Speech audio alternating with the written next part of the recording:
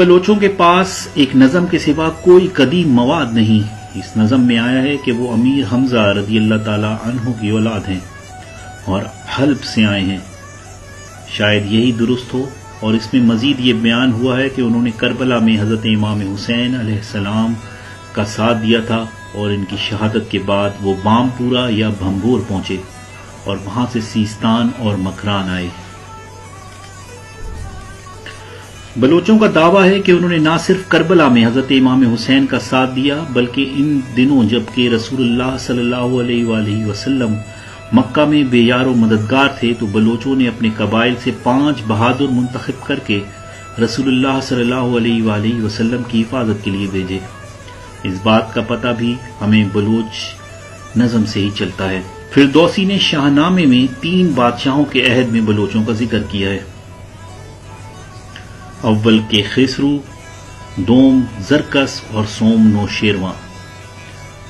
عہد کے خسرو جو کہ 532 کافمیم کے آس پاس ہے۔ بلوچ بحر خزر کے جنوبی ساحلی علاقے اور کوہ البرز کے دامن میں رہتے تھے۔ ان میں جو تھوڑے متمدن ہو گئے وہ حکومت اور فوجی خدمت کرنے لگے۔ زرکس کے عہد میں بلوچ ایرانی بادشاہوں کے دربار میں اعلیٰ عہدوں پر فائز رہے، لیکن بعد میں بلوچ ایرانی بادشاہوں کے لیے خطرہ بن گئے۔ اس لیے انہوں نے نہایت بے دردی سے ان کے خلاف جو مہم بھیجی تھی، اس کا تذکرہ فردوسی نے شاہ نامے میں بڑی تفصیل سے کیا ہے۔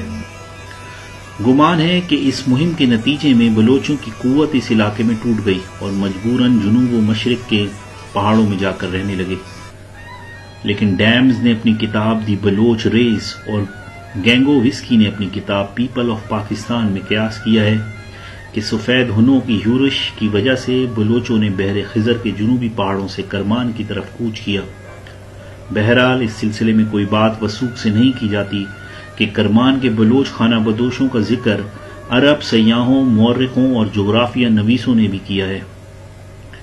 ڈیمز نے بلوچوں کی ہجرت کے بارے میں اپنی کتاب دی بلوچ ریس میں لکھا، یہ بات قرین قیاس ہے کہ بلوچوں نے 2 مرتبہ نقل مکانی کی ہے، اور دونوں بار ہجرت کی وجہ سے ایک بڑے علاقے میں نئے فاتحوں کی پیش قدمی تھی۔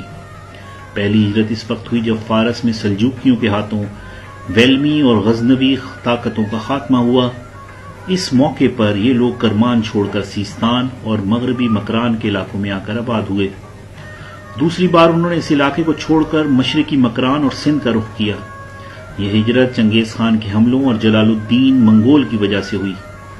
دوسری ہجرت کے نتیجے میں انہوں نے پہلی بار وادی سندھ میں قدم رکھا، جس سے ان کے لیے تیسری اور آخری ہجرت کا راستہ ہموار ہوا، اور اس سے آخری ہجرت نے ان کے بڑے حصے کو ہندوستان کے میدانی علاقوں میں منتشر کر دیا۔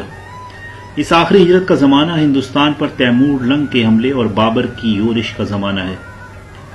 بعض قبیلوں نے کلات پر قابض ہو کر بلوچوں کو سندھ اور پنجاب کے میدانی علاقوں کی طرف جانے پہ مجبور کر دیا۔ یہ واقعہ بلوچی تاریخ میں ناقابل فراموش ہے۔ اس واقعے کے بعد یہ قوم 2 گروہوں میں تقسیم ہو گئی۔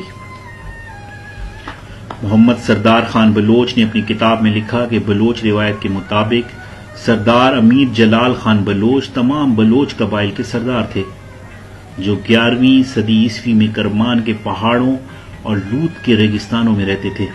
بلوچوں کی مقبول عام روایت اسی سردار کے عہد سے شروع ہوتی ہے۔ سردار امیر جلال خان بلوچ کے 4 بیٹے رند، کورائی، لاشار اور ہود تھے۔ آگے چل کر رند کی اولاد سے امیر چاکر خان رند بن کر امیر شہک پیدا ہوا، جو بلوچ نسل کا عظیم سپوت ہے۔ بلوچ اپنے سردار میر جلال خان کی سرکردگی میں کرمان کے مختلف اضلاع میں رہتے تھے، مگر سیاسی انتشار کی وجہ سے وہ قافلہ در قافلہ کرمان چھوڑ کر سیستان چلے آئے۔ جب یہاں بھی چین نہ ملا تو وہ اپنے سردار امیر جلال خان کی قیادت میں واپس کرمان گئے اور ضلع بامپور میں آباد ہو گئے۔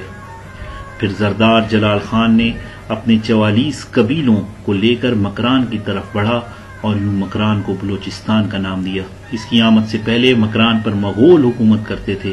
بلوچ سردار نے شکست دی، جس سے مقامی آبادی کی وفاداریاں بھی انہیں آسانی سے میسر ہو گئیں، کیونکہ مقامی لوگ مغول کے ظلم و ستم سے تنگ آ چکے تھے۔